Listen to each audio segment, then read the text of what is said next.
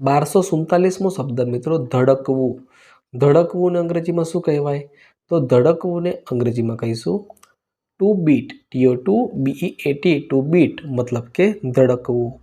1248મો શબ્દ મિત્રો ધાણી. ધાણીને અંગ્રેજીમાં શું કહેવાય? તો ધાણીને અંગ્રેજીમાં કહીશું પોપકોર્ન. POPCORN પોપકોર્ન મતલબ કે ધાણી. 1249મો શબ્દ મિત્રો ધ્યાન. ધ્યાનને અંગ્રેજીમાં શું કહેવાય? તો ધ્યાનને અંગ્રેજીમાં કહીશું મેડિટેશન. MEDITATION મેડિટેશન મતલબ કે ધ્યાન. 1250મો શબ્દ મિત્રો ધ્રુજવું. ધ્રુજવું અંગ્રેજીમાં કઈ રીતે કહેવાય? તો ધ્રુજવું અંગ્રેજીમાં કહીશું ટુ શિવર. TO2SHIVER ટુ શિવર મતલબ કે ધ્રુજવું. 1251મો શબ્દ મિત્રો નખ. નખને અંગ્રેજીમાં શું કહેવાય? તો નખને અંગ્રેજીમાં કહીશું નેલ.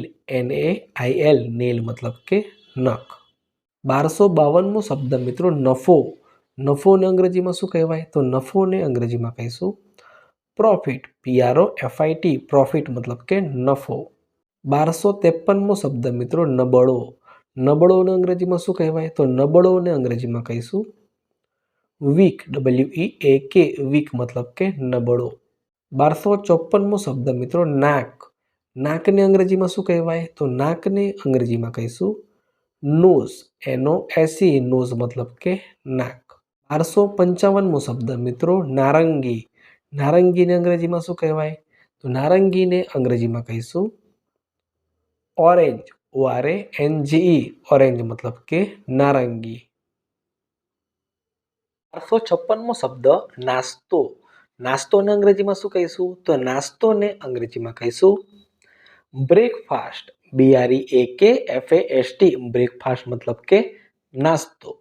1257મો શબ્દ મિત્રો નાળિયેર. નાળિયેરને અંગ્રેજીમાં શું કહીશું?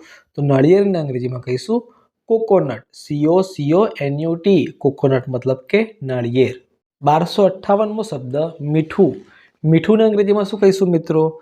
તો મીઠુંને અંગ્રેજીમાં કહીશું સોલ્ટ. SALT સોલ્ટ મતલબ કે મીઠું. 1259મો શબ્દ મિત્રો ન્યાય. ન્યાયને અંગ્રેજીમાં શું કહેવાય? તો ન્યાયને અંગ્રેજીમાં કહીશું જસ્ટિસ. JUSTICE જસ્ટિસ મતલબ કે ન્યાય. 1260મો શબ્દ મિત્રો પગ. પગને અંગ્રેજીમાં શું કહેવાય? તો પગને અંગ્રેજીમાં કહીશું લેગ. LEG લેગ મતલબ કે પગ. 1261મો શબ્દ મિત્રો પચવું. પચવું અંગ્રેજીમાં શું કહીશું? પચવું અંગ્રેજીમાં કહીશું to digest. TO2DIGEST to digest મતલબ કે પચવું.